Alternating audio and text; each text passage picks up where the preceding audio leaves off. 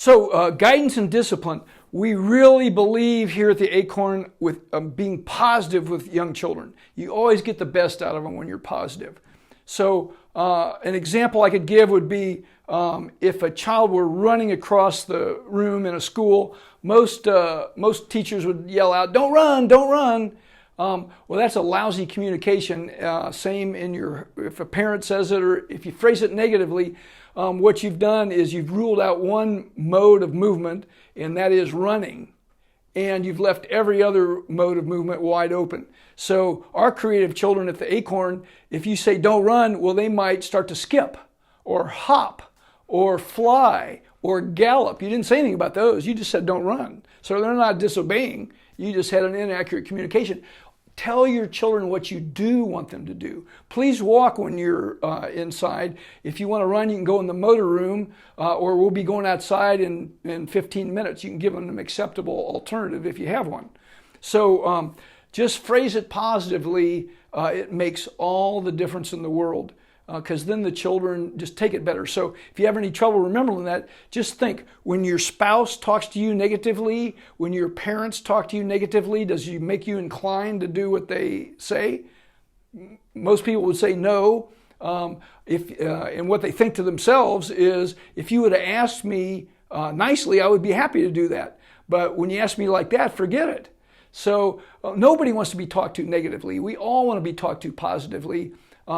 So talk to your children positively, and they'll be much more cooperative. It's amazing how it works. We had a child at our school in Michigan one time who the parents said, "We want our child to come to your school more than anything." But I have to tell you, this child will just not cooperate. We're just having such a hard time.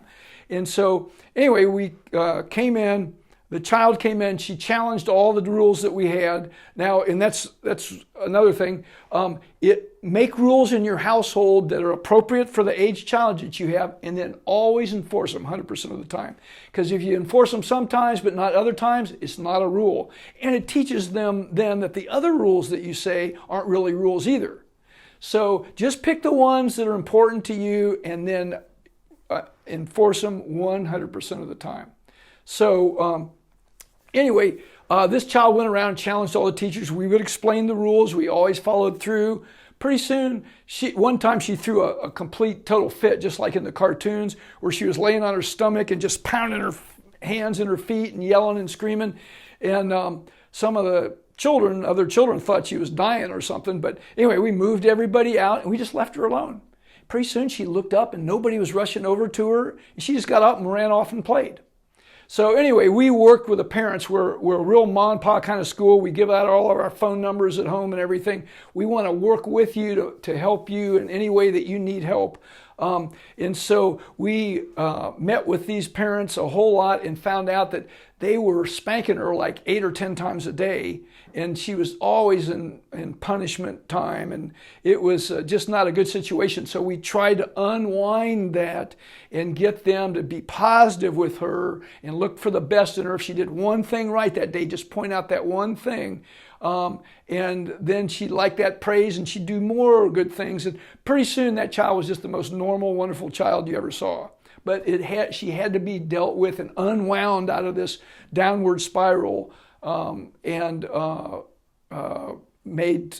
she responded to positive guidance.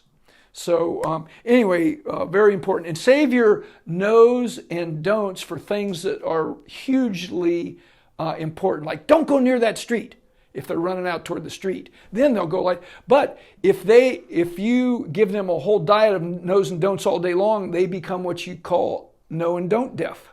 You've heard the term mother deaf? They just tune out their mom after a while.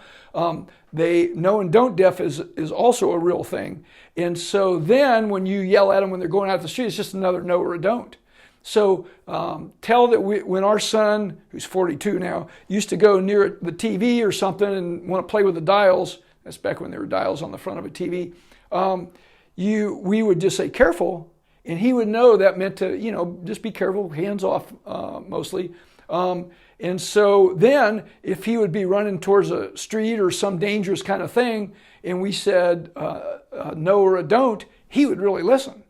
So anyway, that's another important concept. Be positive with your child. You'll always get the best out of them. And even the way you phrase things, be positive. You need to is a good phrase, because syntactically it almost has to be followed by a positive. You need to keep your feet on the floor. You need to save the ball for throwing outside. You need to walk while you're in school, or you need to walk while you're in this room, or whatever it is. Just phrase it positively, and you'd be amazed at the good response that you get.